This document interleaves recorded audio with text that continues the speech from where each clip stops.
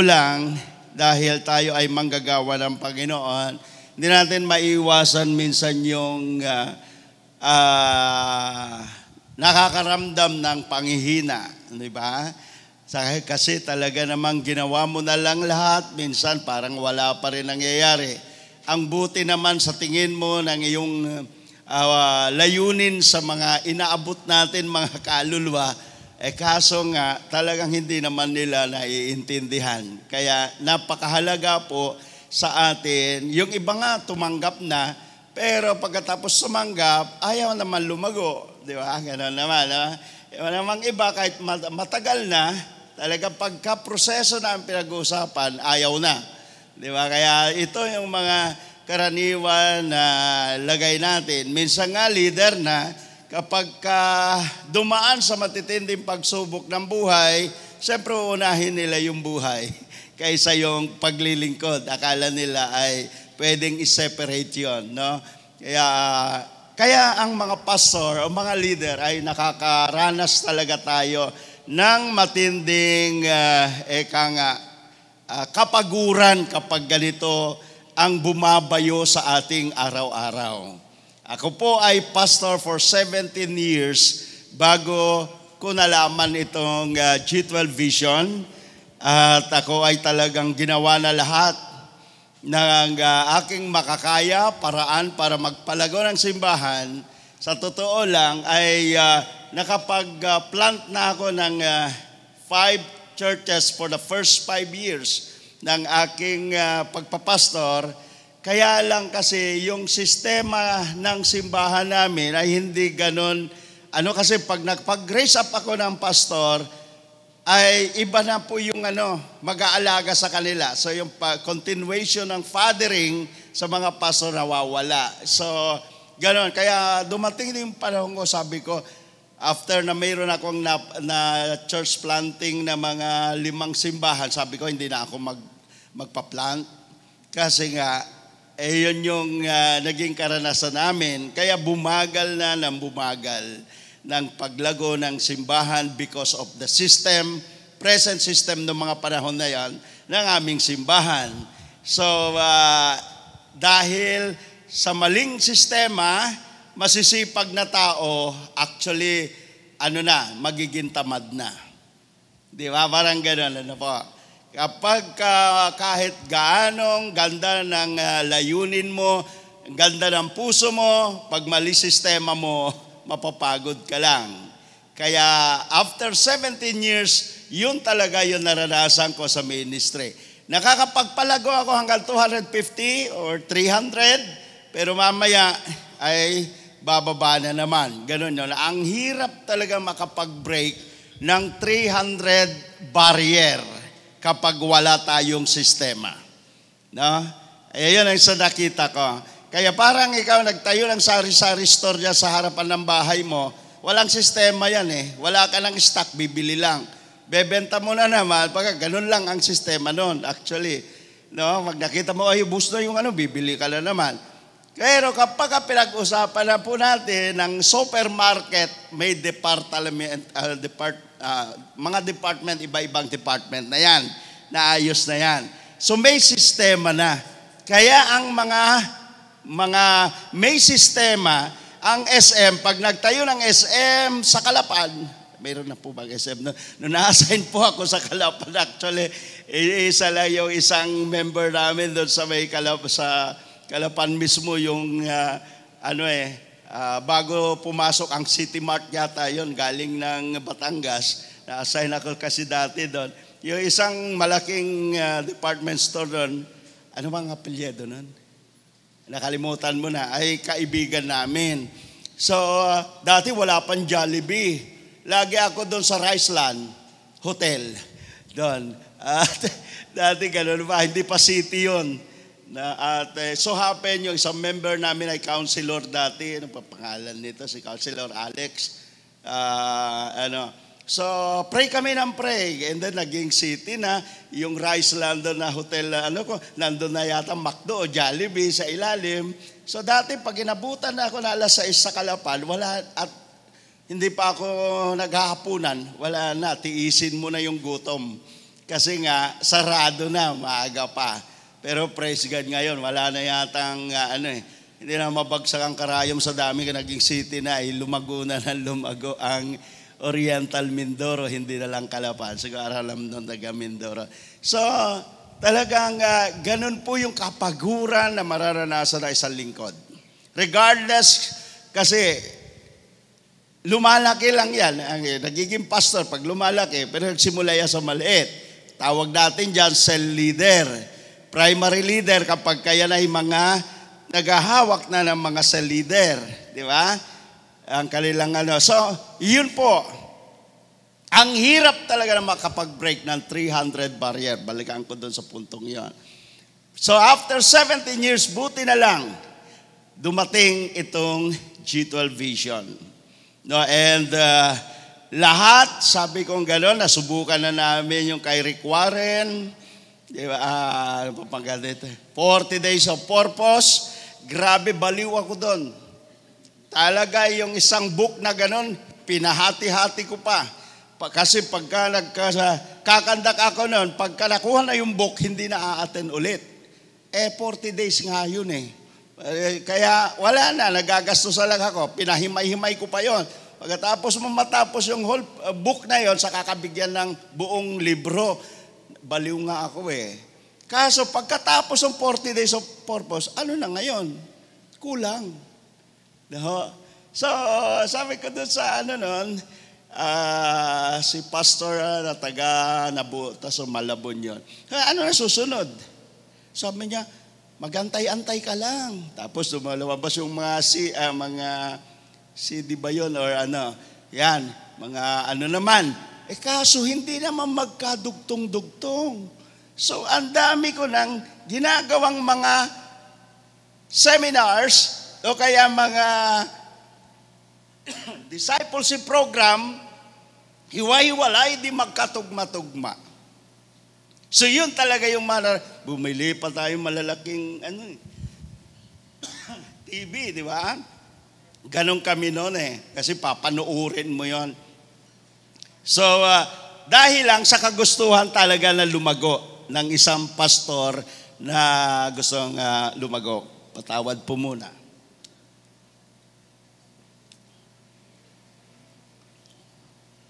So, nung dumating po ang G12, doon nakita ang pangangailangan talaga ng isang tuloy-tuloy na sistema.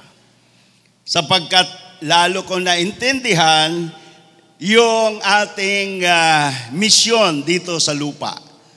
Di ba? Huwag na tayong tignan doon sa mga maliliit na pagkakaiba-iba ng mga simbahan po natin. Yan, magkilala ko ng matagal at kaibigan ko. Respetado ko po si Bishop Perdi. Talagang marami siyang mga declaration na pinaniniwalaan ko talaga na isang lingkod ng Panginoon. Medyo matagal na rin kami magkakilala. So, yun po yung isa sa nakita ko na kailangan talaga ng isang proseso. Nung hindi pa po ako pastor, sa aming simbahan, na unang kinabilangan ko, sa teaching ministry po ako.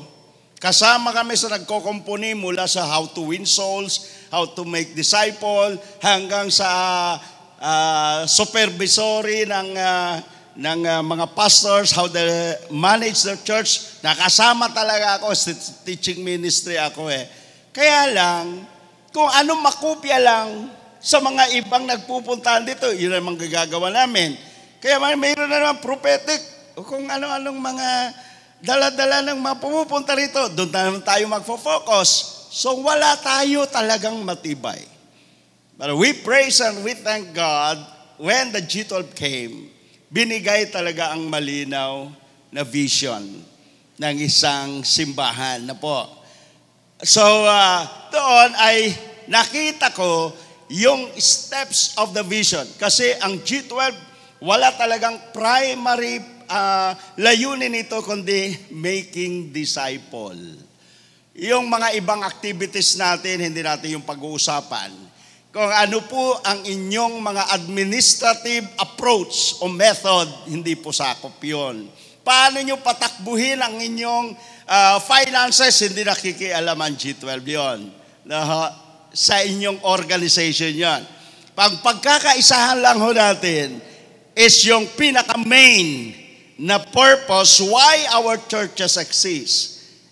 And that is to make disciple. Malinaw po ba? Kasi yung iba, may mga agam-agam kasi, ano ba yan? G12 na yan. Lalo na kapag ka po, sabi ko nga, nagkukwentuhan kami ni Bishop Perdy kanina. Sabi ko, grabe tayo, halos parehas. Kasi yung ating mahinahawakan churches mix. Di ba? May mga probinsya po kami. Meron kami sa Camarines Sur. Lapit na nung Camarines Norte, No, mga magkapanagpo pa tayo doon. Di ba? Sa Rizal, napakadami namin. No, maraming provinces din po kami. Sa Bukawi, meron din po kami. Sa San Ildefonso, saka saan ba yun? Isang San Rafael. So, talagang halos parehas Kaya sabi ko sa kanya, mahirap talaga kapag ang nagme-mentor, hindi naiintindihan kalagayan ng probinsya. Kasi magkaiba talaga ang approach niyan Pero isa ang hindi mo matinag sa akin. Maliit man ang simbahan mo o malaki, kailangan natin talaga ng sistema. Yan lang po. Kung making disciple ang ating pinag-uusapan. Walang lumaki kahit so anong company. Walang malaki na hindi nag-create ng system. Tandaan niyo po yan. Kaya para makita natin yung kahalagahan nitong G12 Vision. So una pa lang, ano ba yung main, sabi ko nga, ang main objective nito is to make disciple. At yan naman talaga ang sinabi sa Matthew 28, verse 18 to 20. Sabi sa verse 18, Jesus said to them, all authority has been given to me in heaven and in earth. Sino yung nagsasalita doon? Di si Jesus. Matapos siya napagtagumpayan ang cross ng Kalbaryo, nabuhay muli, nagpakita sa kanyang mga disciple. Ito yung kabilin-bilinan ni Lolo. Ni Lolo Jesus. Ay, hindi. Baka panibago doktrina. Sabi ni Bishop Francis, may Lolo Jesus. Hindi po. Actually, kabilin-bilinan ni Lola. Yung ano ba yung pelikula ba yun o kanta yun? Pero sa ating mga Pinoy, mahalaga yung huling bilin. Tama po, mahalaga pa ba yun? Di ba minsan yung mga magulang nyo o mga kapatid nyo, kapag naghihingalo na, may bill, ay naka po, pinapahalagahan na natin, di ba? Alam niyo si Jesus, mayroon din pong kabilin-bilinan. Ito ho yung Matthew 28, verse 18. Bago siya tuluyang umakyat sa langit, sinabi niya, all authority has been given to me in heaven and in earth. Kaya dapat lahat ng lingkod ng Diyos naintindihan na kung ginagawa mo yung making disciple, you are only obeying kung ano yung pinag-uutos at kabilin-bilinan ni Jesus. Tama po ba yon? At kung ginagawa mo yon, tinitiyak niya, back up niya ay nasa iyo. All authority in heaven and in earth. Kaya dapat asang lingkod ay talagang alam mo yan. Di ba? Na yung ginagawa mo, yun ang pinagagawa ni Jesus. Hindi dapat tayo matakot. Si Jesus na nga nagsabi yun. Ang batas natin sa Pilipinas, grabe ang batas para protektahan ang mga religious group. Kaya huwag kayong mangamba. As long as maginoo ka at, ano ba sa babae? Maginoo. Di ba? Alam niyo naman ibig ko sabihin. Dapat huwag ka lang mang-aaway. Nagpipreach ka lang. Si Jesus nagpapagligtas. Si Jesus nagpapagaling. Natutunan ko po yan sa pagpunta-punta ko sa ibang bansa, lalo na sa mga sa Thailand. Sabi ko, ano bang mga salita dito bawal sa iyo? Saya, Bishop, sabihin mo na lahat ng gusto mong sabihin kung ano yung pinaniniwalaan mo, huwag mo ka lang titira sa iba. Kasi sabihin mo, ang mga Muslim punta sa demonyo yan punta sa impyerno, yun ang mali. Pero kung sasabihin mo si Jesus, yan ang paniniwala mo, sabihin mo na lahat. Sa tagapagligtas, walang huhuli, walang batas na pwedeng humarang sa iyo. Kaya dapat huwag ka lang makipag-away, makipagdebate, pero pag pinapahayag mo sa iyong paniniwala kung sino Jesus, protektado ka. Hindi lang si Jesus, hindi lang ang kalangitan, kundi maging ang ating batas sa Pilipinas. Alam niyo po yung separation of church and state, ang pinoprotektahan lang talaga, religious group. Kaya huwag tayong mag-alala. Pero minsan parang napaka-iingay nila. Lalo naman tayo kung talagang hindi natin klarong naiintindihan, parang nangangamba tayo, natatakot po tayo. Ang batas para sa inyo. Sa separation of church and state. Kaya huwag tayong huwag tayong mapigilan na i-conquer ang ating mga kapitbahay, yung ating mga classmate, di ba? Yung ating mga opisina, sa pamagitan ng pag-share natin kung sino si Jesus, huwag tayong matakot. Kasi yun ang kabilin-bilinan talaga ni Jesus. Matapos at tiniyak na tayo ay nasa kanyang pagbaback up sa ating paggawa, sabi niya, go, verse 19, go and make disciple of all nations, baptizing them in the name of the Father, of the Son, and of the Holy Spirit, teaching them to observe all things that I have commanded you, and lo, I am with you always, even to the ends of the earth. So, ang sinabi niya, go and make disciple. Hindi naman sinabi, go and make converts. Hindi. Go and win, hindi lang ganon. Go and make disciple. Diba? So, kaya lang, yung winning, saka sa disciple, mayroon po sa pagitan, may bridge. Dito tayo nahihirapan sa pagdala ng bridge. Madali mag-win, ang hirap gumawa ng disciple. Tama po ba yan? Ha? Ang dami nagpunta dito na mga sikat na mga evangelists. Naging worker na rin ako sa mga dumaan ng mga evangelist dito.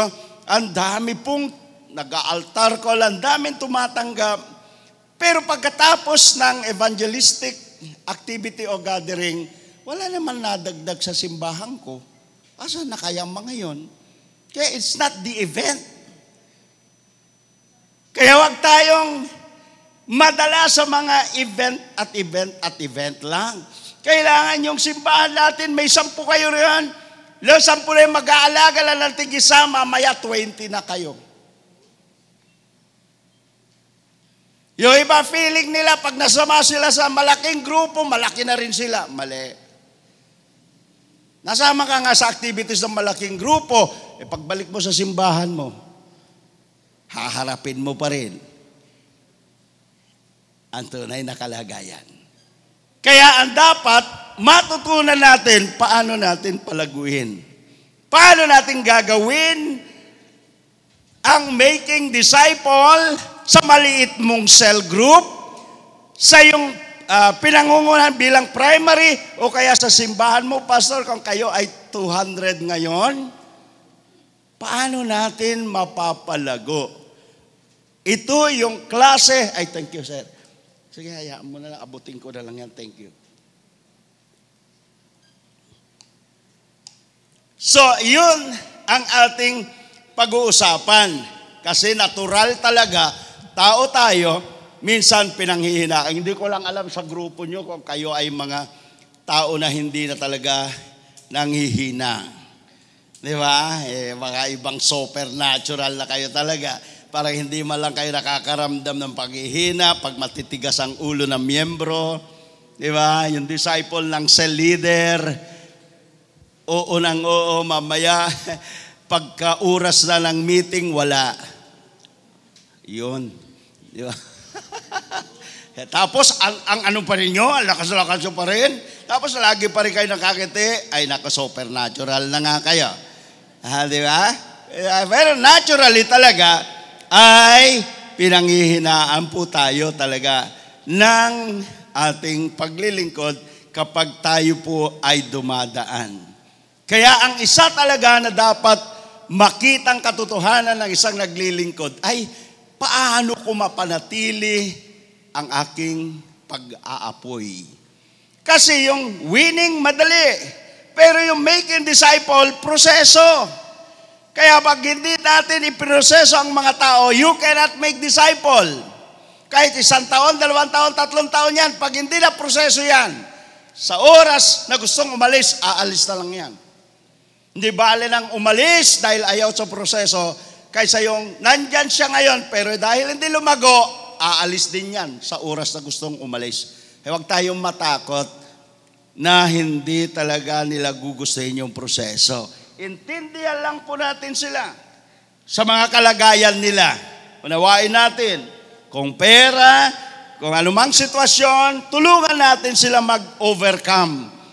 Pero, huwag tayong umayon sa kanila kasi ikaw ngayong gagawa ng disciple eh. At kung hindi ka, ikaw na ang umayon sa kanila, di ikaw din disciple. Tama po ba yun? Kaya lang, dapat, kaya nga sila binabanggit ko, kasi parehas kami, kaya alam namin yung kaso ng probinsya, ayaw namin approach sa Metro Manila, iba-iba talaga, hindi mo pwede one approach. Diba? One vision, one system, but different approach. Binigay sa iyo yung vision, binigay sa iyo yung sistema, asan ka? Sa Manila, sa probinsya, diskarte mo na yan. Ha? Kahit nga mga taong matatalino, tapos sa pag-aaral, pero pag walang diskarte, wala ding buhay. Meron nga naman dyan, hindi nga nakapag-aral, madiskarte lang, yumaman. Tama? Lalo na kapag kasagawain ng Lord, kasi may backup ka supernatural. Pero talaga, ang ating talagang masasagupang problema yon ay kung paano tayo manatiling nag-aapoy. Alam mo sa Book of Leviticus, sabi po dito sa chapter 6 verse 13, a fire shall always be burning. Don't let it, ano ba nakapagkakalagay ito? Pagpasensyahan nyo po kasi kanina pagbaba ko po dyan kasi yun sa sasakyan namin, dumulas po yung cellphone ko, hinahabol ngayon ng mga kasama ko kasi na lulocate po yun, kaya hinahabol po nila. Sana nga po ay protektahan ni Lord. At tapos yung iPad ko naman, yun po yung nandun yung pinande-detect kung saan, kaya dinala yung cellphone, ay nawala yung cellphone ko, dala-dala pa yung iPad ko. Kaya itong ginagamit ko ngayon ay kay Mrs. Kaya pasensya po kayo, wala na ako na ibigay na outline dyan sa ano natin, sa technical, sa media natin. Pero kaya ito ngayon kay Mrs. yung ano ko. Kaya yon. Sabi po, Leviticus 6:13, NIV translation. A fire shall always be burning on the altar. It shall never go out. Ibig sabihin po nito ay dapat daw ay laging nag-aapoy ang altar. Di ba? Yan ang sinasabi ng Bible. Kaya kung lalagyan naman natin for the sake of topic, keep the fire burning. Bakit kaya may ganitong mga pangungusap sa Bible? Kasi tayo talaga bilang tao, ano man yung position mo, ikaw ay sa leader, ikaw ay primary leader, ikaw ay pastor o bishop, kung ano man title mo, kailangan pare-pares dapat tayo ay, akala nyo ba pag bishop na, hindi na nanghihina loob? Nako po, kaya lang naging bishop, lumalawak yung trabaho. Di lalong nakakapagod yun. Ikaw nga sa leader ka, 6 o 12 nakakapagod na yung bishop, ang dami po. Di ba? Saan ba yung una niyang binanggit? 9 na churches na kaagad. Camarines Norte. Nakakapagod yan. Kaya wala ho sa title. Kahit anong title mo yan. Kaya sabi ko, ganun pala. Di ba? We are targeting after this year, we have 30 churches. Actually, sa yung huling pag-uusap namin ni Pastor Ferdy, 23. Actually, 26 na po ngayon. Because we open up Nabutas, we open up North Caloocan, Tala, Sino ba yung taga Caloocan dito? North Caloocan. So, and also, we have opened up Cainta. Kaya yung 23 ay 26 na po ngayon. And bago matapos ang taon, bubuksan din po namin ang Baras. At nandun po yung campsite namin, handang-handa na yung napalakayong basketball court doon. Sabi ko, punuin nyo yan. Kaya we are targeting bago matapos ang December, we have 30 churches all over the Philippines. Palakpakan naman natin si Lord. Ha? Yan. So, yan po yung ginawa ng G12 Vision sa amin. Alam niyo po ba, nung kami po ay bago mag-pandemic, 16 lang po kami. Ha? Kailan lang po na parang inalis na yung COVID na yan, pandemic. Pero ibig sabihin, kahit pandemic, talagang hindi natulog ang simbahan. Amen po ba? Ang dami ko mga kaibigan, hindi na nga nakabalik hanggang ngayon. No? Sa kanilang simbahan. Bakit?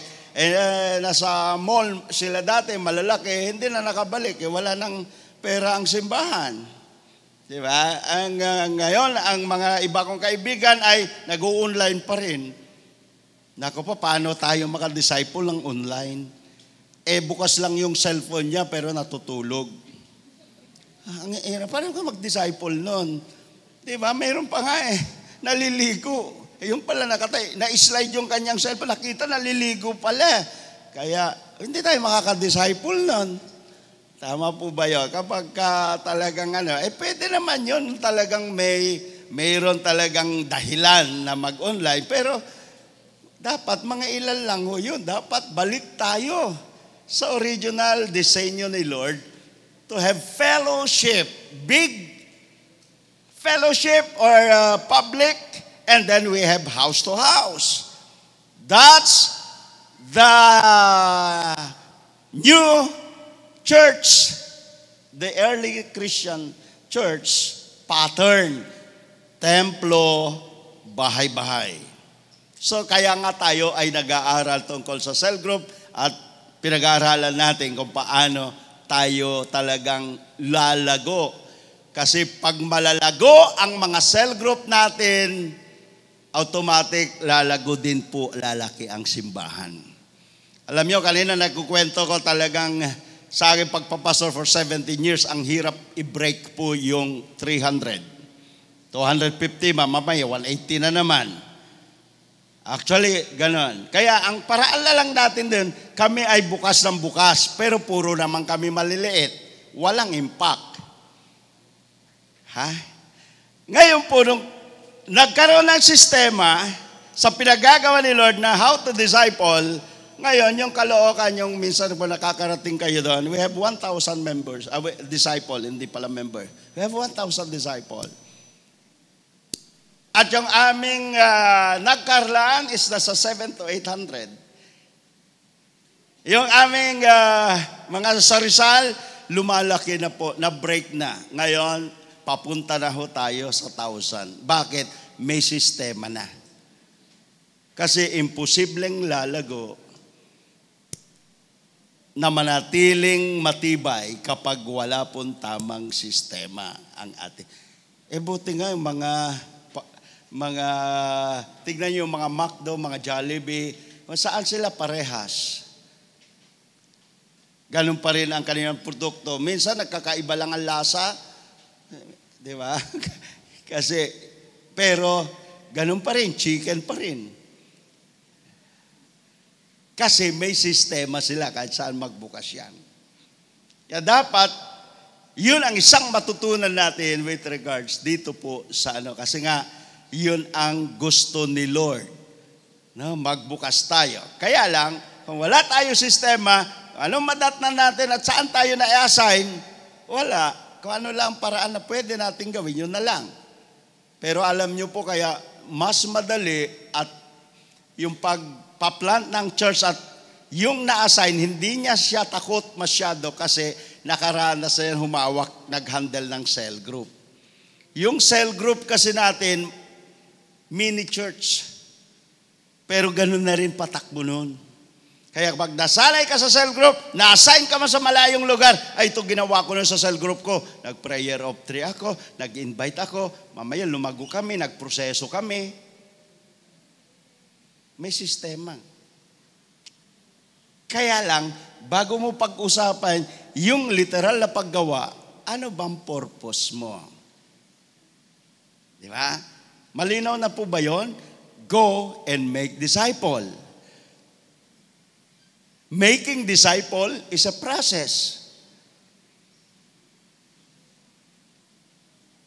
Kaya kung proseso yan, dapat alam mo kung paano yung proseso ang ating mga, pag na-win, saan yan pupunta? Di ba? Kaya nag-uusap kami, alam niyo, pwede natin i-modify ng konti. Kung nahirapan yung tao, di ba? Ang pastor nakakaalam nun eh.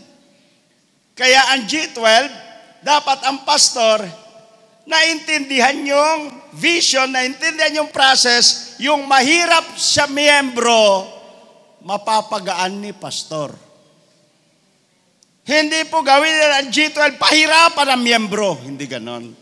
Mahirap talaga yan kasi proseso. Hindi tayo sanay eh. Ang mundong ito, sinanay tayo sa instant. Instant coffee, instant milk. Ano pa ba mga instant?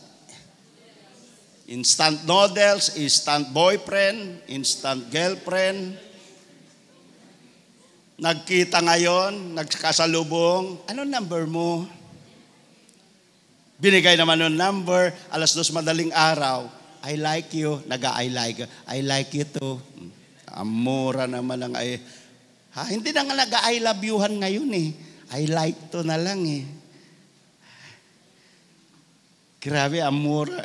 Paano na kung sinabi I love you? Amura na ngayon ang I love you. Noong mga panahon na hindi na ako si Bishop Perdi, grabe. Kailangan makipaglinupak ka pa sa bahay ng dalagang nililigawan. Di ba? Habang ikaw nagbabayong ganon, yun namang dalaga, naglalagay naman ng, ano ba nilupak sa inyo? Iba-iba lugar, iba-iba din yung nilupak. May saging, merong kamuteng kahoy. Ay, alam ko yan, probinsyano kasi ako. Na-assign lang ako sa Metro Manila. Na-assign ako sa Quezon, ganun. Di ba? Di ba? Ay, ganun. Tapos, pagbayo mong ganun, tumalsik naman sa kamay ng dalaga. Uy, sorry di ba? Kayo naman kasi yata, pag nagtuturo kayo, parang nasa langit na, kaya hindi kayo maintindihan ng miyembro. Minsan naman, magpatawa naman kayo talaga. Huwag naman lahat patawa mula sa simula hanggang sa matapos. Ang hirap na nga sa kanila yung mga bago dahil nga iba nga ito eh. Simbahan ni Kristo eh. Tapos pinahihirapan nyo pa sila, hindi nila gugustuhin. Kaya natin gustuhin nilang pumunta sa simbahan. Bakit? Kasi nakakaramdam siya. Pag tumawa lang yung tao, nakakaramdam ng kaluwagan yan eh. Mayroon pang salita, powerful, ang salita ng Diyos. Nandiyan pa presensya ng Holy Spirit. Kaya kakaiba dapat ang simbahan. Hindi yung simbahan yung parang hirap na yung tao. Ganon din dapat sa process. Yung mahirap sa kanila, pag-aanin natin. Hindi, ganito yung G12. Kaya ang dami umay sa G12. Basahin mo 4 na chapter. Hindi nga marunong magbasa yan.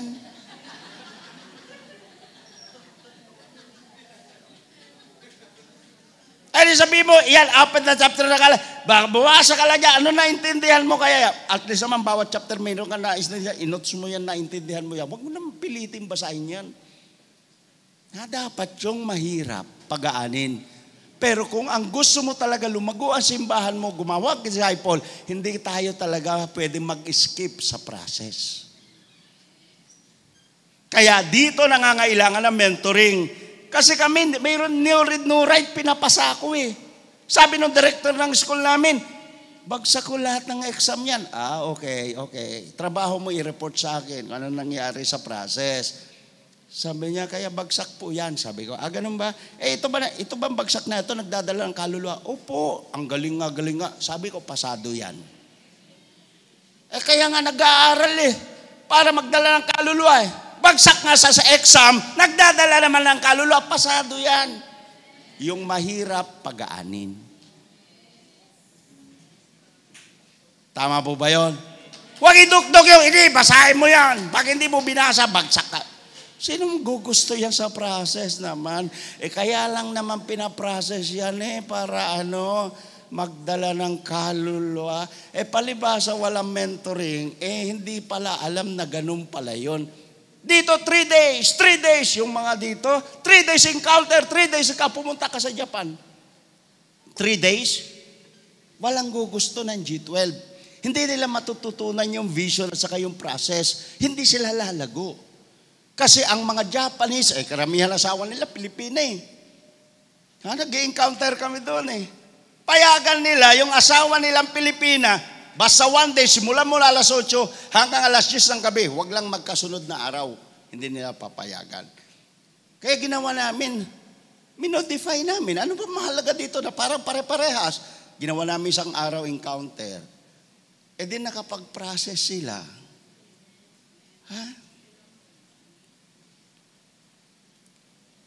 Kaya pwede natin i-modify ng konti, pero you cannot skip a process if you like to make disciple.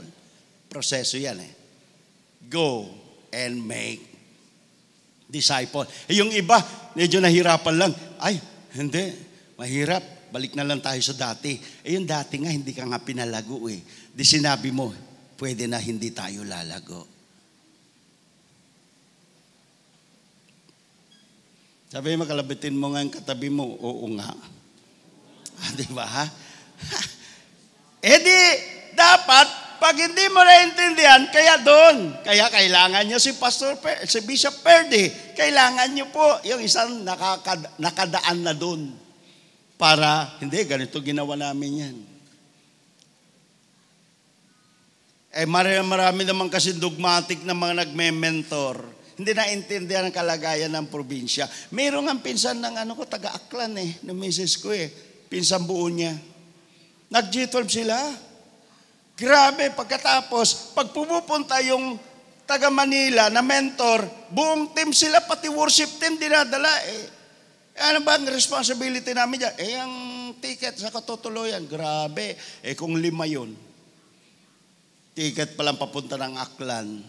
Tapos hanap ka pa ng hotel doon, papakainin mo pa. Paano mabubuhay yung doon kung hindi pa na napakalaki at napakarami ng mga churches na nagsasama-sama? Tapos one time pumunta sila sa Manila National Conference, bayad sila sa airplane, tutuloy sa hotel, di para. Alam mo, pagbalik nila doon, nag-meeting lahat ng mga, ano man tawag nilang tawag dito, yung council nila or deacons or anong tawag yun, Council of Elders, nag-meeting sila, sabi niya, pinaghirap tayo ng G12. Tignan mo, ang ganda-ganda ng vision, pero ang kanilang tanggap, ginawa silang mahirap dahil sa G12. Naubos ang kanilang kaperahan. Tignan nyo naman po ang nangyari. Kapag ang nagme-mentor naman, kahit sikat naman yan, hindi naman kayo naiintindihan. Hindi natin, yung napakagandang vision at sistema ng vision, mamimiss po natin. Alam niyo po, itong grupo po natin, we are willing to help. Kasi may vision lang tayo. Halimbawa, yung Siyam, magsama-sama lang po kayo. Sama nyo pa yung mga ibang churches doon kahit hindi nyo kasimbahan. Tapos pwede tayong mag-conduct. Pupunta kami ni Bishop doon. Mag-encounter tayo doon. Mag-mentoring tayo doon para kung kami, konti lang pupunta doon. Hanggang 3, hanggang 5, isang sasakyan lang kami. Kaysa ka naman kayo, napakarami. Tapos yung miyembro, dadalhin nyo rito. Hindi, kayo na lang mag-organize dyan. Magkano babigay kay Bishop Francis? Ay, huwag nyo intindihan yan, basta kaluluwa pinag-uusapan. Pero kung mayayaman naman po kayo, ay magbayad po kayo. Di ba? O kung wala naman, encounter now, pay later. Di ba? Naintindihan po namin kayo. Kasi ako mismo nag-pioneer din Di ba? Kaya huwag kayong matakot dito po.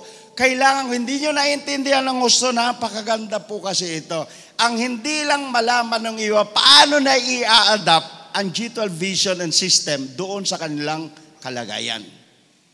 Magagawa nyo lang yan pag may magme-mentor po sa inyo. Ang linaw. Ano ba ang steps of the vision? Number 1, purpose. Kailangan buhay dito. What is your purpose? Loving God, loving people. Hindi ba yung dalawa na lang na utos ng Diyos? Mahalin mo ang Diyos, mahalin mo ang iyong kapwa. At dyan na napapaloob lahat ng utos sa lumang tipan. Di ba? To love God and to love people. That is our purpose. What is your goal? Your goal is to make disciple.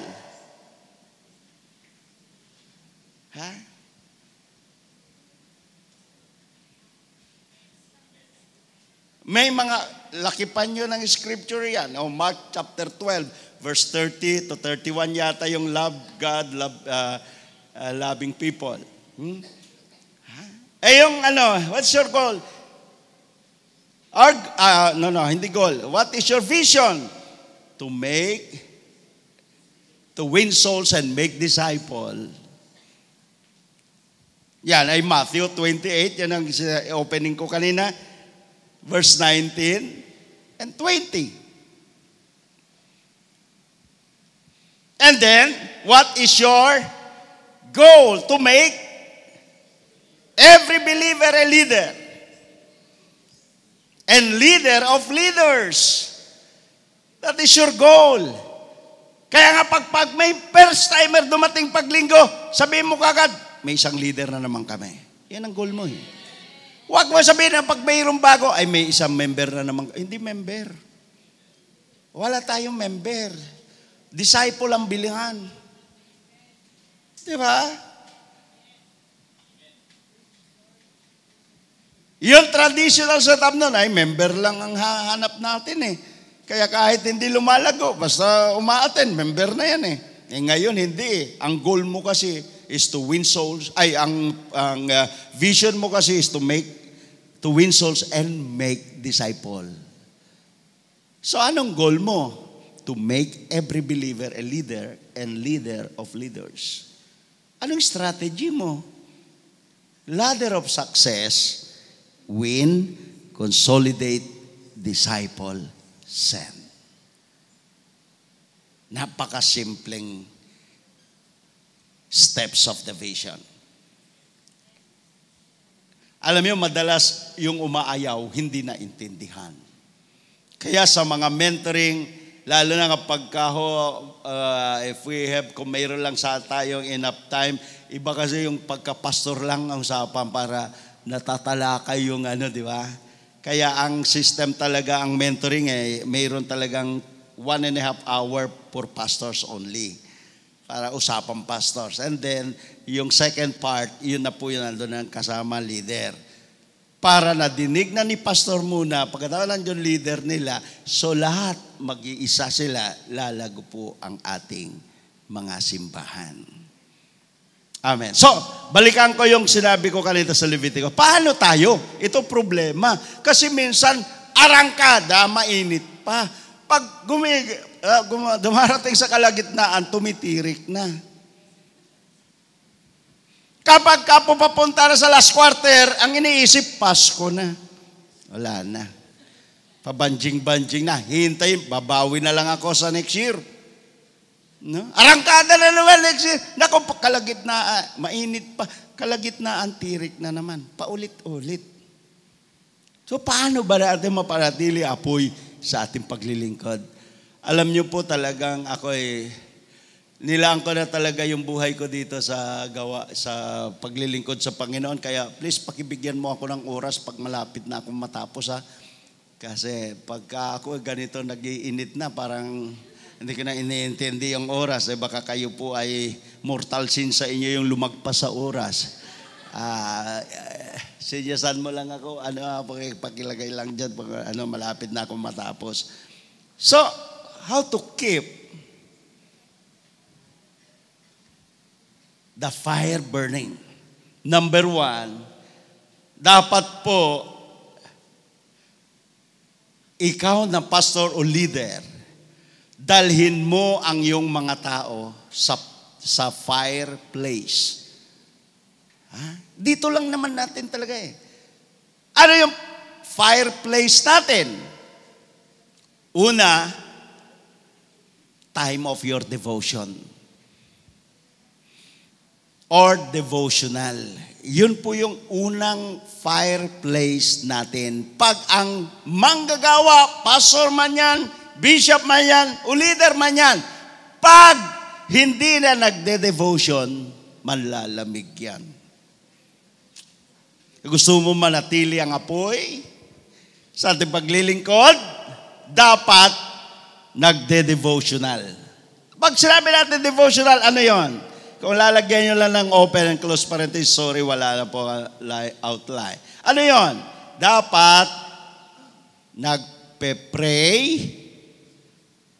mayroong kang reading and meditating the Word of God, and dapat mayroong kang personal worship.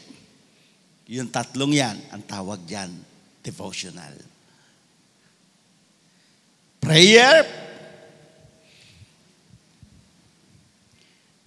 reading and meditating the Word of God, and personal worship. Yan ang devotional natin. Ano pa? Pangalawa, na bahagi ng ating fireplace, kailangan tayo ay kabahagi sa isang aktibong cell group. Kapag ka ang isang Kristiyano, walang kinabibilangan cell group, napakadali pong manlamig. Tandaan niyo po yan, ang pattern po sa early Christian church. New Testament kaya. Church, bahay-bahay, templo.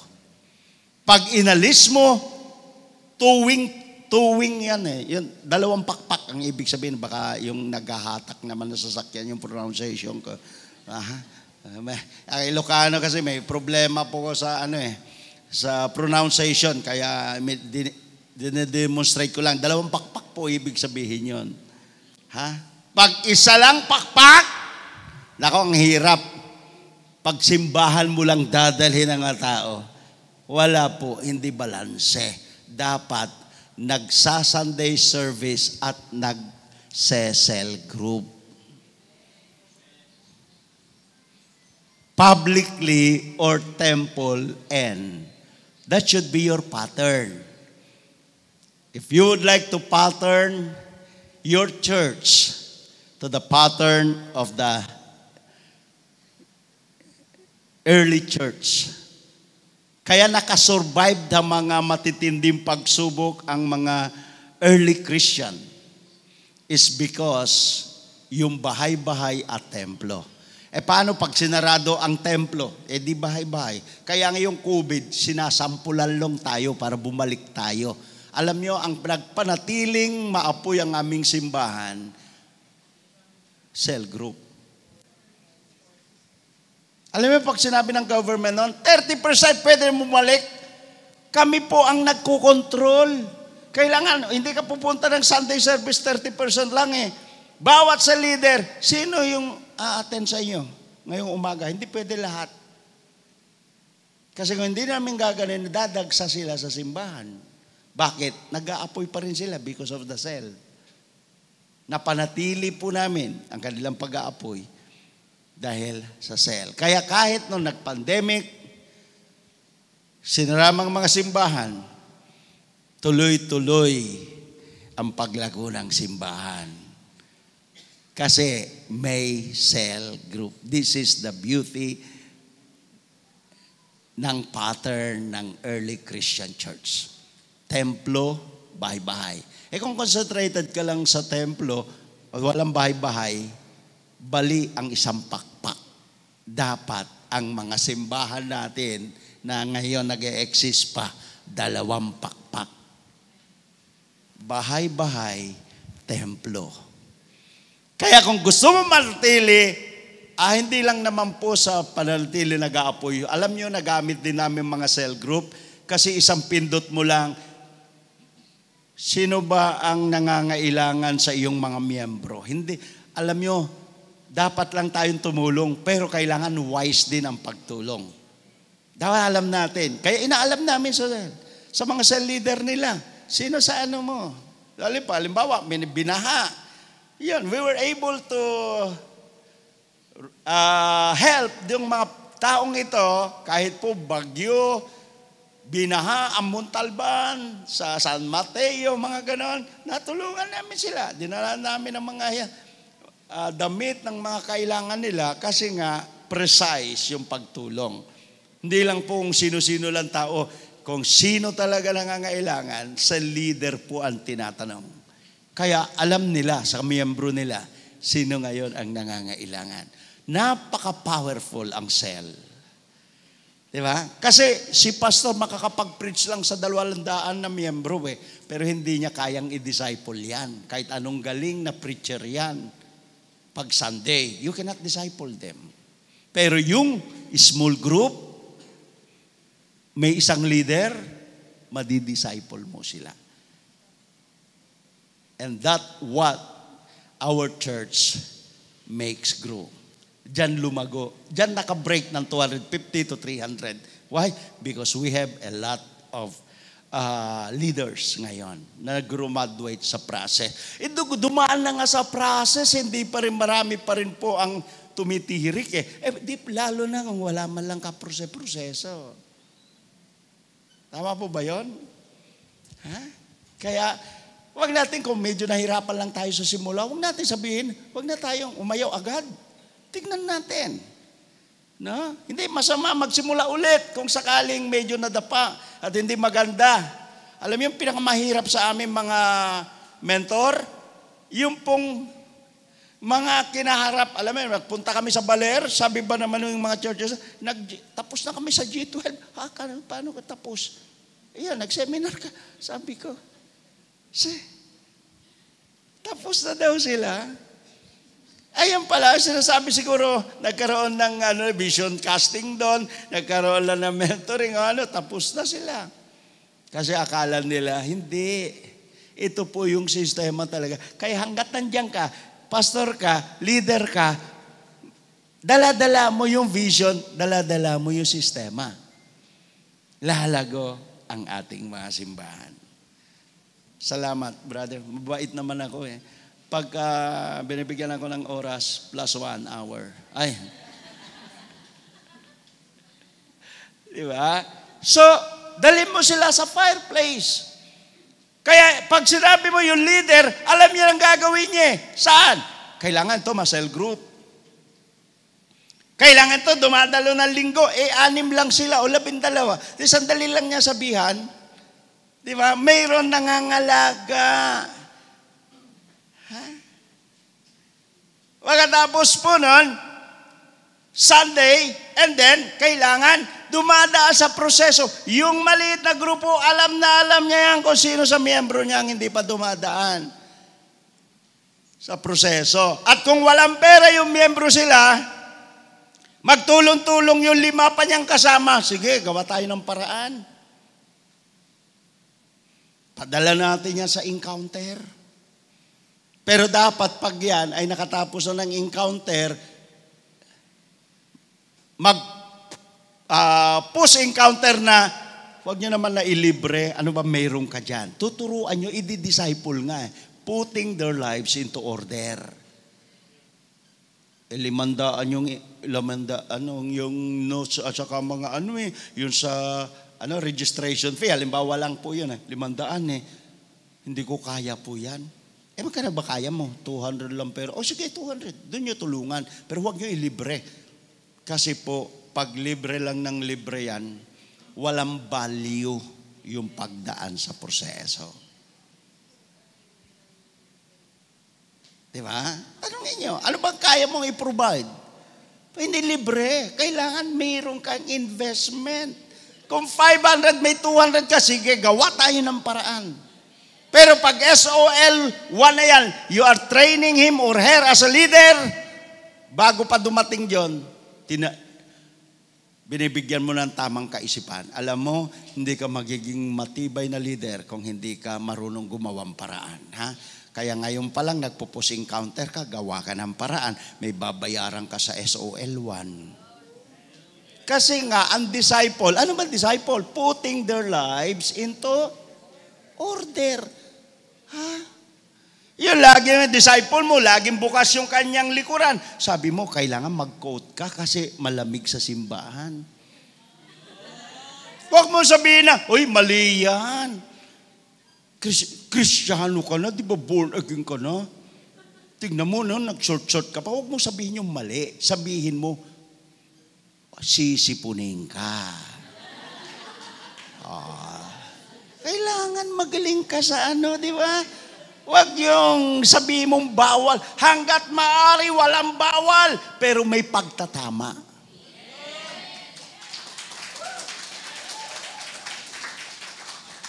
Kasi tayo kaya, bawal yan. Kaya tuloy sa kanila pagka umalis na, sabi, ba't ka umalis doon? Ang dami kasing bawal. Sa amin, walang bawal. Ha? Kailangan baguhin natin. Minsan yung hindi na mga effective na pamamaraan po natin. Baguhin natin yan. Ha? Walang bawal. Pero may paraan ng pagtatama. Di ba? So, kailangan po ay, yun, mapaprocess po natin. Sabihin mo sa kanila, malina, may doktor ba na hindi nag-aral ng 10 taon? Mayroon bang CPA na hindi dumaan sa kolehiyo?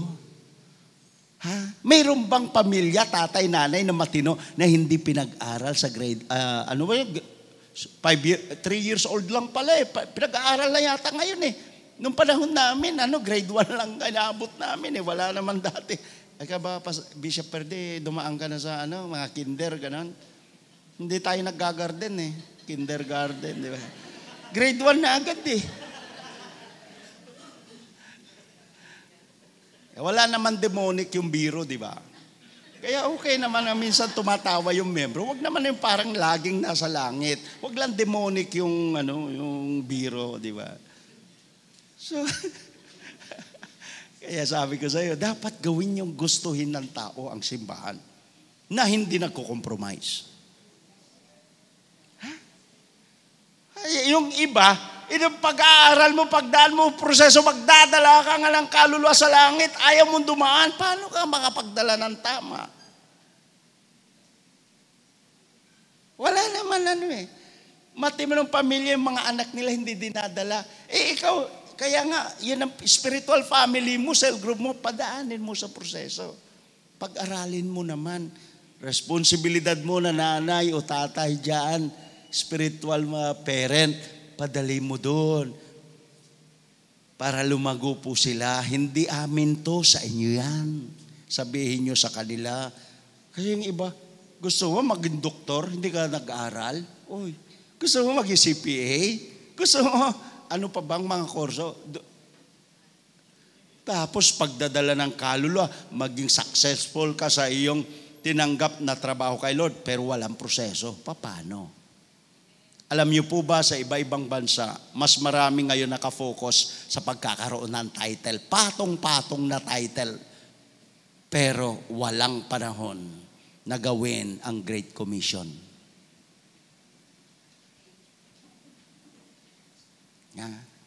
Nagkakandara pang mga pastor para nang makakuha ng reverend.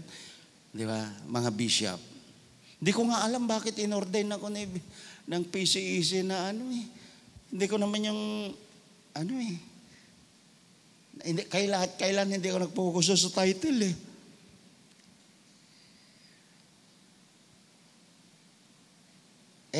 Pero kung pinagkakaalam, alam naman ako, sasabihin ko, hindi, sa langit lang ako. Hindi naman pwede yun. Kasi ang mga mag-iimbita sa'yo, nakatingin din naman sa title.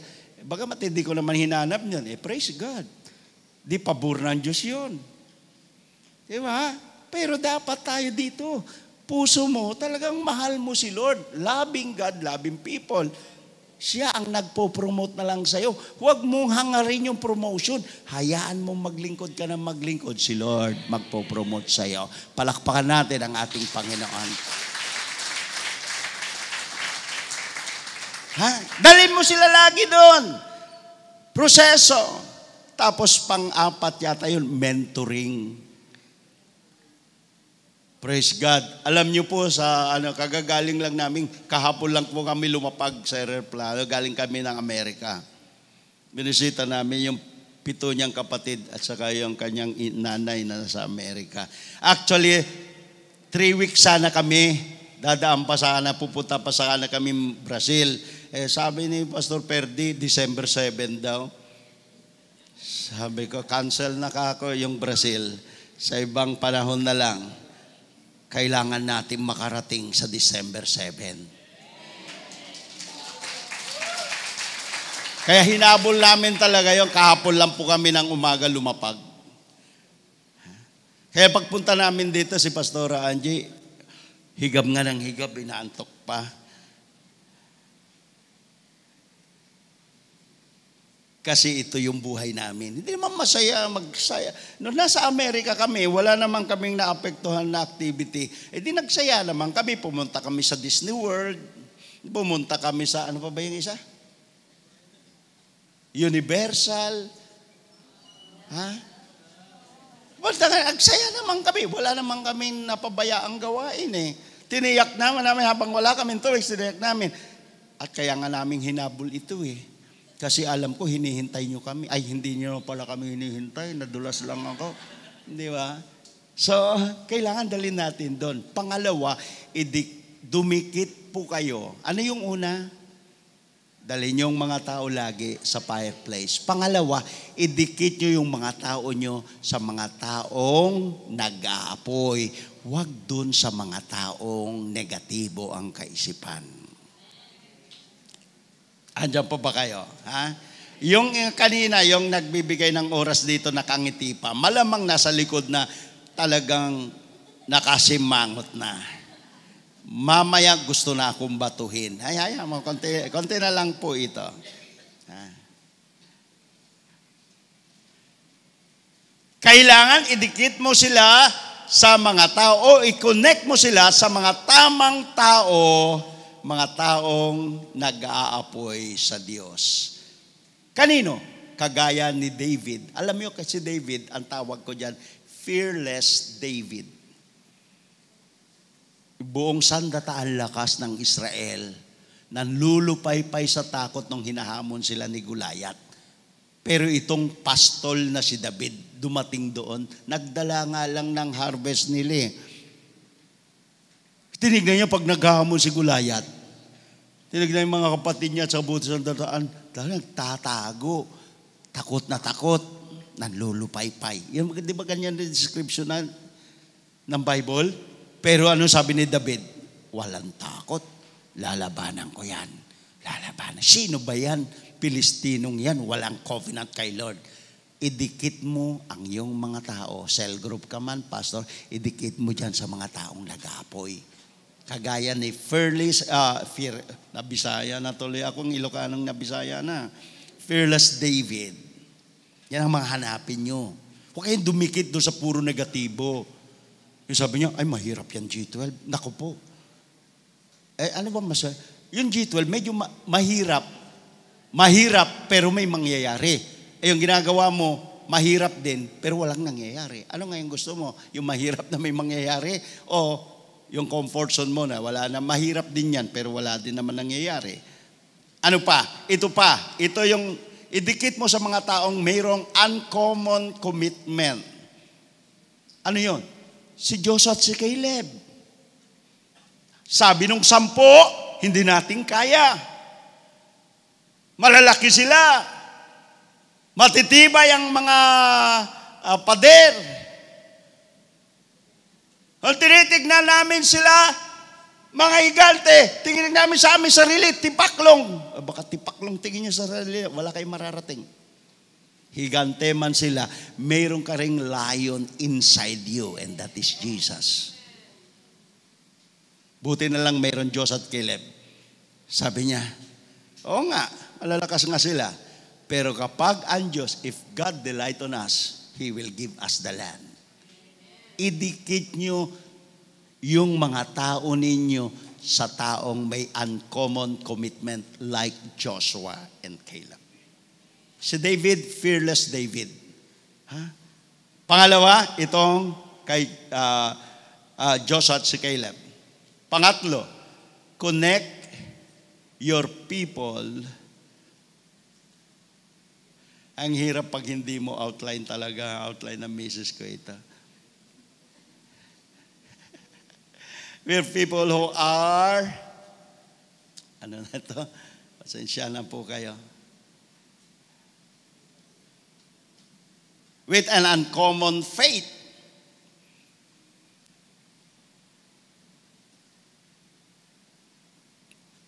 Sino po ito? Kilala nyo ito. Tinagurian na fighter of faith. Si Apostle Paul. Idikit nyo yan sa mga taong fight o kaya faith fighter. I have fought, ano sabi niya? I have fought the good fight. I have finished the race. I have kept the faith. Sino pa itong isang babaeng gusto kong gamitin naman? Ito si Queen Esther naman, risk taker. Alam niyo ba ginawa niya pagpasok sa hari? Pwedeng ikamamatay at ikapapahamak ng kanilang buong lahi. Pero ano sabi ni Esther? If I perish, alam niyo, idikit niyo yung mga tao sa mga taong risk taker. Pero yung walang nakopo. Walang mararating yan. At ang panghuli, kailangan po ay dalhin nyo sila o i-connect nyo po sila sa mga taong empowered by the Holy Spirit. Di ba? Alam nyo, ang mundo ngayon empowered na sa takbo ng mundong ito eh. Idikit mo sila sa empowered by the Holy Spirit. At kapag ito'y ginawa natin, mas malamang mapapanatili po natin na nag-aapoy ang mga tao. Remember, panghuli na ito, kapatid, na nag-time kanina. Ang level 3 level na empowerment ng Holy Spirit sa atin, yung unang empowerment ng Holy Spirit sa buhay ng tao ay yung ikaw ay na-born again. Ano yung naging born again ka? The ability to connect to God and to the Holy Spirit. That is the first empowerment. Pag hindi ka ma-born again, you have no ability to connect to God. Kaya kailangan yan ang first level. Second level, Matthew chapter 3 verse 11. Ang second level ng empowerment of the Holy Spirit is the baptism of fire. Anong gamit ng fire? To burn the chaff. Verse 11, chapter 3 verse 11 o 12. To burn the chaff. Ano ang ibig sabihin nun? Yung empowerment, second level empowerment of the Holy Spirit, ito po'y sinusunog yung mga ipa-ipa sa buhay mo, na born again lang spirit mo, pero yung isip mo, yung katawan mo, maraming ipa-ipa dyan. That's why you need the baptism of fire, because only fire can tupukais. Wala bang English na ganyan dito sa dictionary nyo? Yung apoy po yun lang, tumakatutupok eh. Alam niyo yung iba, empowerment. Hingi ng empowerment ng Holy Spirit. Oy, hindi hanggat hindi ka nakahanda at sunog-sunog ng mga ipa. Hindi mo pwedeng isaing ang palay. Alam yan na taga Mindoro yan. Maraming palayan doon. Hindi mo pwedeng, kaya pagiling mo, ihiwalay mo yung ipa para maging bigas na pangsaing. Alam nyo, kaya hindi tayo kagamit-gamit minsan sa karya ng Diyos. Mapasel leader ka, primary o pastor, hindi ka naging kagamit ka, hindi lumalago simbahan, ayaw mong pasunog mga ipa-ipa sa buhay. Kaya hindi tayo maisaing ni Lord ng gusto eh. Pasunog mo muna yun. Kasi yung hinihingi mo ay third level na empowerment, endowment of the power. Ito yung empowerment for multiplication. Hindi mangyayari yung empowerment of multiplication unless dumaan ka muna sa una, born again ka ba? Ang daming nasa simbahan, di pala totoong born again. Tanungin niyo ang katabi mo, kahit pastor yan, born again ka ba? Baka mamaya, pastor, hindi pala born again in the Spirit. Ay, nako po, empowerment ng Holy Spirit. Born again muna in the Spirit. That is the ability to connect to God. Who is a Spirit. You can connect to the supernatural power. That is the first level. Second level is to burn the chaff. Para sunugin ang mga ipa-ipa. Mga maling kaisipan, maling pag-uugali, nababago. Yun. Saka ka ngayon, yung third level, endowment from on high. Yun po yung third level of empowerment. And that empowerment will cause your congregation or your group for multiplication. So, sana po ay mayroon kayong natutunan. No? At sa 2024, sana mas marami pang pagkakataon na tayo ay magkasama-sama. Kung hindi man po pwede, we will have a meeting po sa mga iba pa naming kasamaan sa grupo. Paano po natin mapaiigip pa po yung pagsasama-sama po natin na mas maging efektibo. Willing po tayong tulungan kayo sa inyong area kasi baka mas maganda. Siyempre, in coordination sa inyong leader, si Pastor Bishop Purdy, para po makatulong po tayo. Kasi sayang, babalik na si Jesus. Nagwawala na si Satanas. Tulog naman ang simbahan. Sana gumising na ang simbahan po natin higit sa 2024. Amen? Dalangin natin ang bukas na kalangitan para sa pagkilos ng Diyos. Maliit ka man ngayon, hindi imposible na ikaw lumaki. Dumaan ka man sa matitinding problema, natural yan sa mundong ginagalawan po natin. Pero may paraan si Lord para magtagumpay po tayo. Hindi ba na mga churches sa Revelation? He who overcomes. The 7 churches in the book of Revelation, he who overcomes. Ibig sabihin nun, walang smooth sailing dito sa lupa. Wala madaling buhay. Kailangan lang natin matutunan mag-overcome. Amen. Walang ligtas yan sa problema. Walang ligtas sa mga challenges sa buhay. Paano man posisyon mo, ano man title mo, dadaan tayo lahat dyan. Kaya dalangin natin ay magtagumpay tayo pong lahat. So tumayo po tayong lahat. And I'd like you to just come before the Lord right now. Di ko alam, iba-ibang lugar po kayo, iba-ibang problema. Iba-ibang sitwasyon ang ating pinagdadaanan.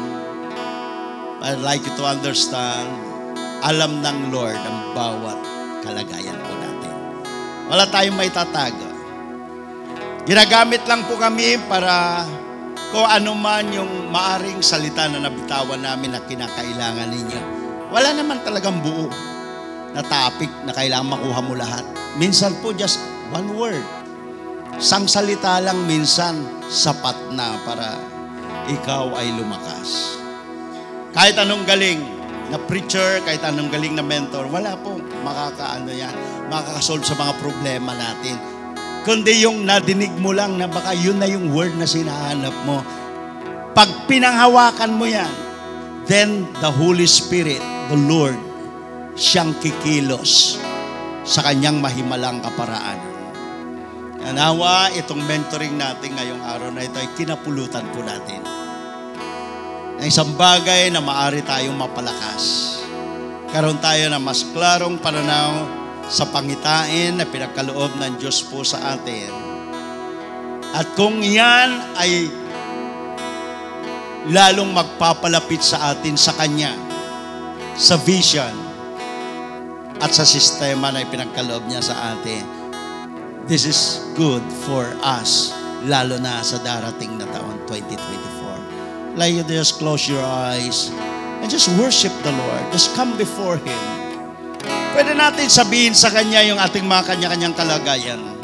Hindi ko man alam yan, hindi man alam yan ng pastor niya. Alam ni Lord yan. Let us come before the Lord right now.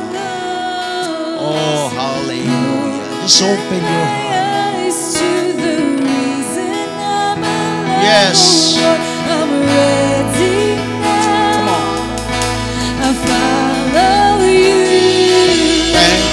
Commission my soul with a fire uncontrollable for this great cause to save the lost. Open my eyes to the reason I'm alive, oh Lord. I'm ready now. I follow you.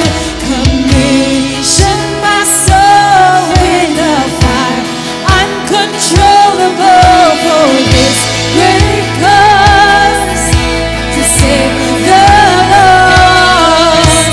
Open my eyes to the reason I'm alive, oh Lord. I'm ready now. I follow you.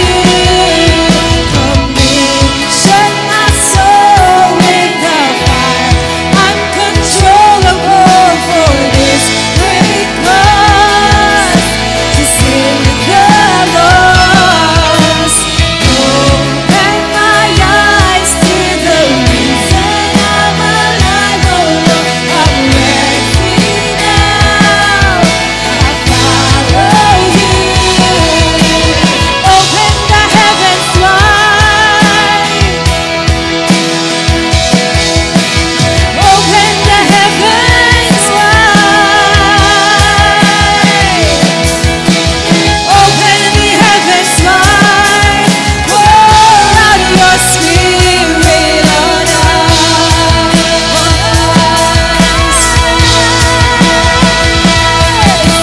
Open the heavens wide. Open the heavens wide.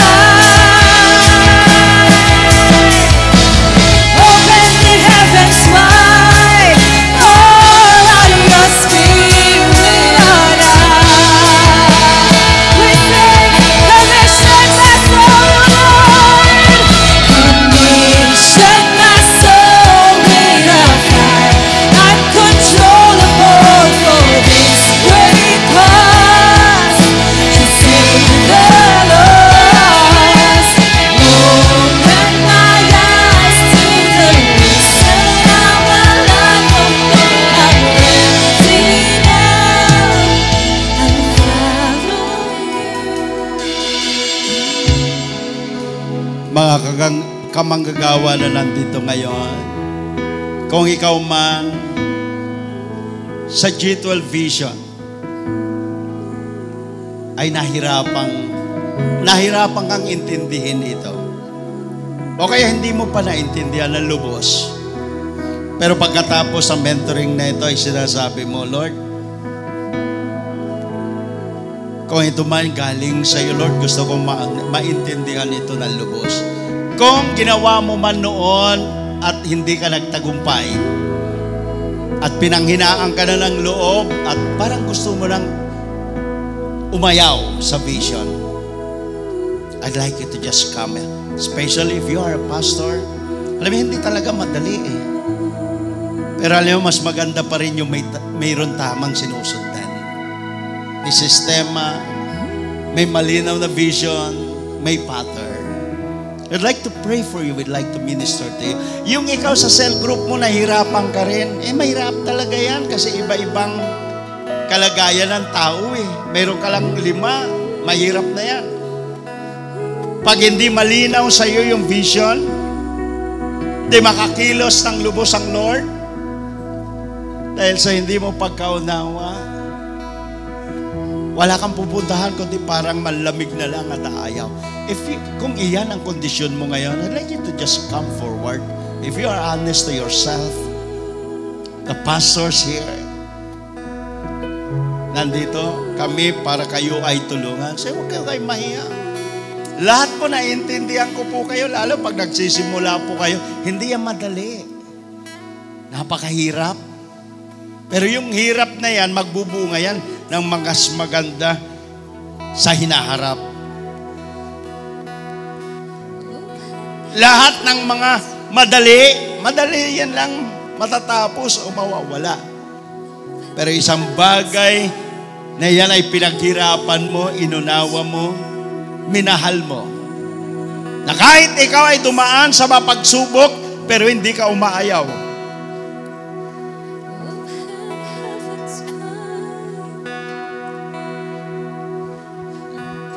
Lord, kung paano si blind Bartimaeus, bulag siya, Panginoon. Wala siyang malinaw na vision. Lord, kung ito man ang kalagayan ng mga ilan na nandito, gusto naman nila sumunod sa iyo, gusto naman nilang gawin ang pinagagawa mo, pero hindi pa nila makita ng malinaw na malinaw ang pagitaing ito. Lord, we pray today, especially those pastors, Lord, na nandito. Sila'y nagtitimo ng kanilang buong iglesia. Lord, unahin mo sila. Katagpuin mo, Lord. At nung si Bartimaeus nabulag, tinawag ni Jesus at lumapit. Tinanong ni Jesus ang bulag na yan si blind Bartimaeus, what do you want me to do for you? Itong blind Bartimaeus, sanay lang humingi ng limos para mabuhay. Pero tinumbok niya talaga. Kung ano yung problema niya talaga, hindi pera, hindi limos. Ang talagang problema niya, bulag. Wala siyang vision. Kaya nun tama ang sagot niya kay Jesus at ang sinabi niya, I want to see. If you are here today at sinasabi mo, Lord, I want to see. Gusto makita ng malinaw ang pagitaing ito. Ang vision at ang system. Alam mo, hindi mahirap na ipagkaloob ng Lord sa iyo, ang kapatid. Nasa iyo ang pwedeng mangyari sa iyong hinahawakan, cell group man yan, simbahan man yan, nakasalalay sa gabing ito sa iyong paglapit sa Diyos, ang masusunod na mangyayari. And immediately, nung sinabi ni blind Bartimaeus, I want to see, immediately Jesus touched that blind Bartimaeus. And Bartimaeus able to see. Lord, I pray today with regards to your vision, Lord. Spiritual vision. Ito managhahangat, Panginoon, na magawa ang pinagagawa mo to make disciple. Hanggang sa iyong muling pagpabalik, Lord.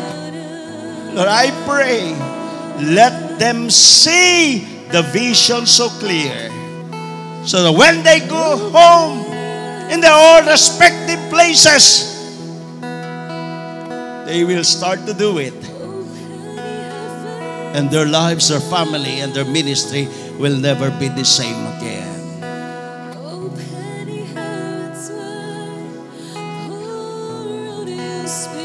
Touch them, Lord, and let them see. Let them see. Let them see the vision. Let them see so clear the vision, Lord. In the name of Jesus, let them see. Let them see the vision so clear. And Jesus reached out his hand towards Bartimaeus. And Bartimaeus started to see the vision. In the name of Jesus. In the name of Jesus. Let them see the vision right now. Oh, hallelujah.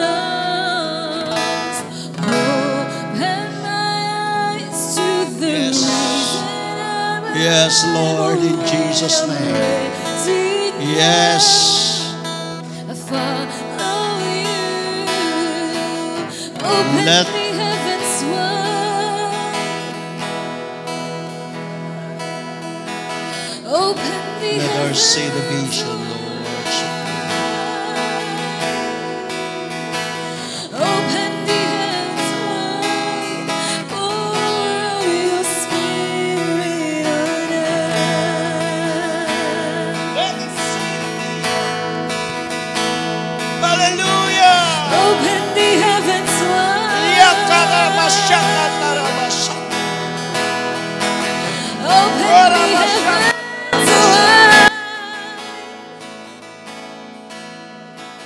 Open the heavens wide. Pour out your spirit on us.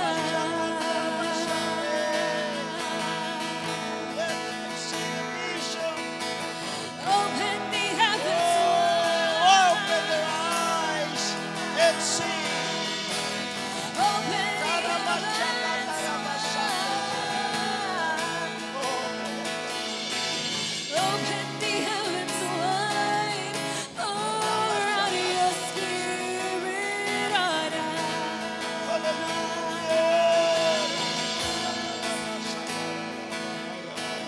Open the heavens wide.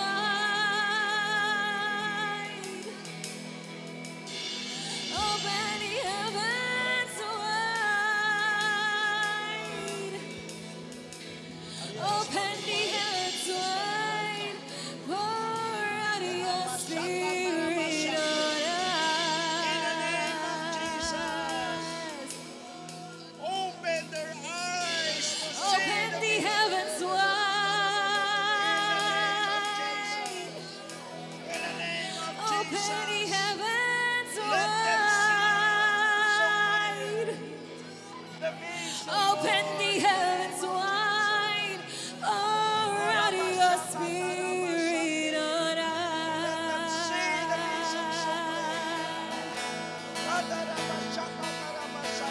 Open the heavens wide.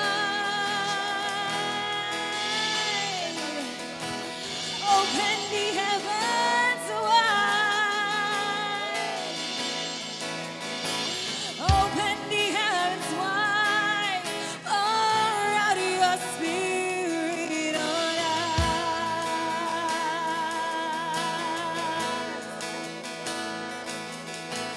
Open the heavens wide.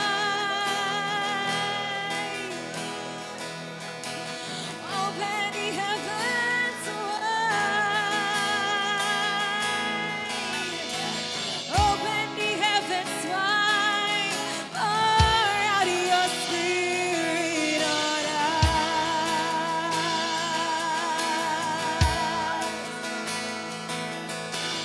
Open the heavens wide. Open the heavens wide. Open the heavens wide. Pour out your spirit on us.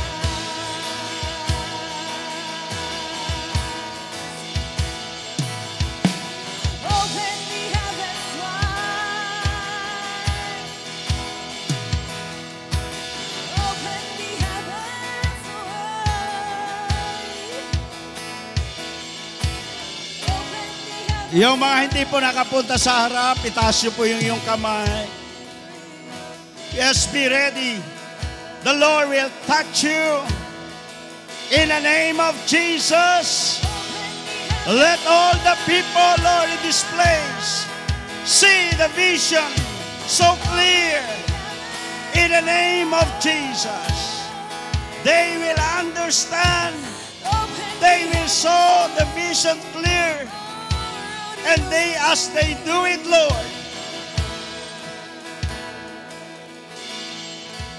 hindi sila mananatili sa kalagayan nila, Lord, ngayong 2023. 2024 will be an open heaven to them. Father, we thank you, God, hallelujah, for blessing us tonight We can only do the natural thing, but it is the supernatural touch of the Lord will change us, and you will cause us to grow even more. Lord, this group of Bishop Purdy and all the churches, Lord, that is here today, you will cause them to grow more and more and more, conquering territories from different churches or different places. And we thank you for a new anointing of harvest to all of them, Lord. Lord, ang mga maliliit na cell, lalago at magmumultiply. Yung mga maliit pa na church, lalago at mag-expand, Lord. Maraming salamat po, Panginoon, na kami ay kabahagi, Lord, sa isang iglesyang lumalago. Samahan, Panginoon, na nagko-conquer ng mga bagong teritoryo. Magiging kabilang po kami sa simbahan mo, Panginoon. Lord God, na mayroong ginagawa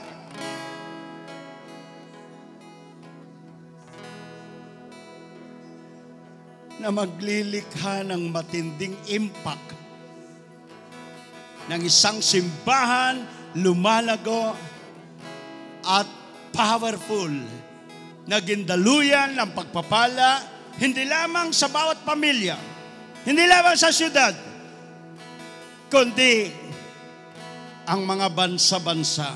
Maraming salamat po, Panginoon. Pagpalain mo, Lord, si Bishop Purdy, Pastor Isabel, kaniyang anak si Pastor Jace. Lord, we thank you sa pamilyang ito na ginagamit nyo upang tulungan at mga pastor na na-assign sa malalayong lugar o dito man sa Metro Manila. Sa kanilang hangarin paglilingkod, hindi nyo po sila bibiguin. Makakaranas sila ng matinding paglago sa mga susunod na buwan, susunod na taon, at sasabihin po nila, buhay ka ngang Diyos, Panginoon. Sa iyo ang lahat ng papuri, sa iyo lahat ng pasasalamat. Habang inaangkin namin ang matinding pagpapala, sa ngalan ng iyong anak na si Jesus, ang lahat ay magsabi ng Amen and Amen. Hallelujah! Hallelujah!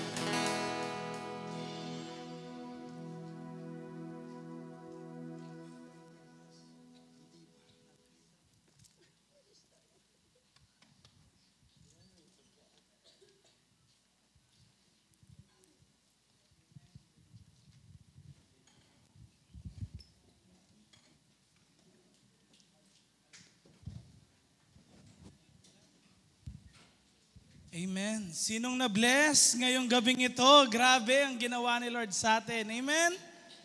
Come on. Can we give Jesus again the best clap of praise? Amen. Praise God. Amen. Sino simula sa araw na to, talagang alam niya, He will go, He will make disciples. Amen? He will start to honor God sa kanyang buhay. Come on, can I hear a shout? Woo! Come on. Amen. Now, alam ko po, we honor God by hearing His word through Bishop Francis. And today naman po, in this section po ng ating program, it's time naman to honor the Lord with our possessions. No? Sino dito ngayon gusto mong magbigay kay Lord kasi grabe, alam mo, mabuti siya sa buhay mo. Amen? And sino dito ngayon, alam mo sa sarili mo, you will honor God kasi alam mo, may gagawin siya, bibigyan kanya ng maraming strategies, amen? Para sa ganon, yung mga sisidlan mo ay mapupuno ng pagpapala ng Diyos. Alam niyo po, si King Solomon in the Bible, particularly, ay nagsulat po sa Book of Proverbs. Basahin natin tong talatang ito. Ito po binigyan siya ng Lord ng wisdom to write this verse in the book of Proverbs. Ating pakita nga yung verse na ito. Kapatid, Nandyan na ba? Ayan, okay. Oops, hindi yan. Yung nauna muna, yung verse 9. Okay? Pero alam niyo po, ino-honor natin si God sa lahat ng ating mga kayamanan, lahat ng ating mga pag-aari. And pag in-honor natin siya, pag daw ginawa natin yon, anong sabi dyan sa verse na yan? Verse 10, sabay-sabay nating basahin, pakipakita natin. Ayan, anong sabi? Verse 9 muna, i-honor mo si Lord gamit ang iyong kayamanan. And you know what? This king in Israel, ginamit siya ni Lord to write this para sa ganon malaman natin yung susi. Saan? Sa pagpapala ng Diyos sa ating mga buhay. Ibigay sa Kanya ang unang bunga ng ating tanim, our offering, to the Lord. And now verse 10, tignan po natin, sabay-sabay nating basahin. Pag ginawa mo yun, mapupuno ng ani ang iyong mga bodega. At ang mga lalagyan mo, mapupuno ng alak. Hindi naman ho yan literal na parang babagsak na lang ho yung pera sa atin. Or babagsak yung blessings, yung mga tao, yung mga pangailangan natin sa ating buhay. But of course, what will happen is this. There will be an overflowing blessing dahil bibigyan ka ni Lord ng strategiya, how you can earn more. How you can disciple even a lot of people. Amen. And bibigyan ka, Lord, ng strategy para maabot mo yung mga taong yan. Kaya as we come ngayon to give unto the Lord, alam ko may gagawin si Lord sa buhay nating lahat. Come on. Can we all stand up ngayon and let us honor God with our possessions, mga kapatid.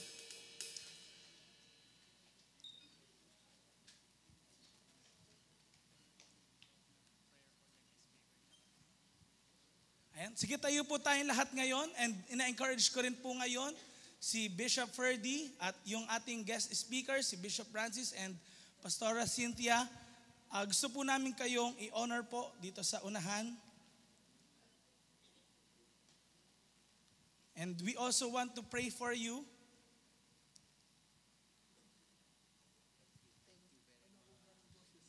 Okay, so ako po muna yung tagapagsalita ni Bishop Ferdy dahil alam natin may boses siya, no? Amen. Come on, can we lift our hands and tutok po natin sa ating mga bishop na to, sa ating mga mentors. Lord, we thank you dahil dinala niyo po ang mag-asawang to sa church na ito. And they truly are, Lord, a blessing to us.